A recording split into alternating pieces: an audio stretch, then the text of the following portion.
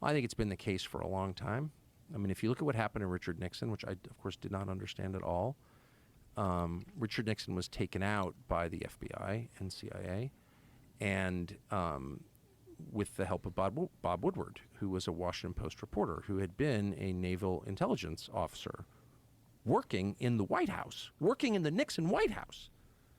And then he shows up like a year later, and he's this brand new reporter. He'd never been a journalist at all. He's a naval intel officer, the famous Bob Woodward we all revere. And he's at the Washington Post, and somehow he gets the biggest story in the history of the Washington Post. He's the lead guy in that story. Well, I worked at a newspaper. I've been in the news business my whole life. That is not how it works. You don't take a kid like his first day from a totally unrelated business and put him on the biggest story. But he was. He was that guy. And who is his main source for Watergate? Oh, the number 2 guy at the FBI. Oh, so you have the naval intelligence officer working with the FBI official to destroy the president. Okay, so that's a deep state coup. What else? How would you describe that? If that happened in Guatemala, what would you say?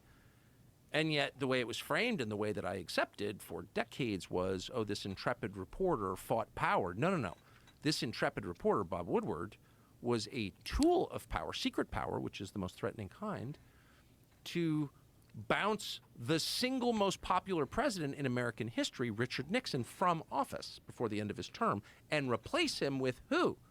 Oh, Gerald Ford, who sat on the Warren Commission. Now, how did Gerald Ford get to be Richard Nixon's vice president? Well, because Carl Albert, the Democrat Speaker of the House, told him, you must choose him. We will only confirm him when they sent the actual elected vice president away for tax evasion, Spiro Agnew of Maryland. So you have a complete setup, like an absolute. Gerald Ford, the only unelected president in American history, actually sat on the Warren Commission. Something else that I accepted at face value until I looked at it, and I was like, that's completely insane. You didn't want to interview Jack Ruby in your investigation of the assassination? Okay, you're fake. Yeah, he was on the Warren Commission. And so, sorry for the long story, but the point is, like that happened in front of all of us, but the way it was framed cloaked the obvious reality of it. The people who broke into the Watergate office building, from which the name is taken, Watergate, I think it was 6 of them or 7 of them, all but one was a CIA employee. That's real. It's like, look it up on Google. So the whole thing, Richard Nixon was elected by more votes than any president in American history in the 1972 election.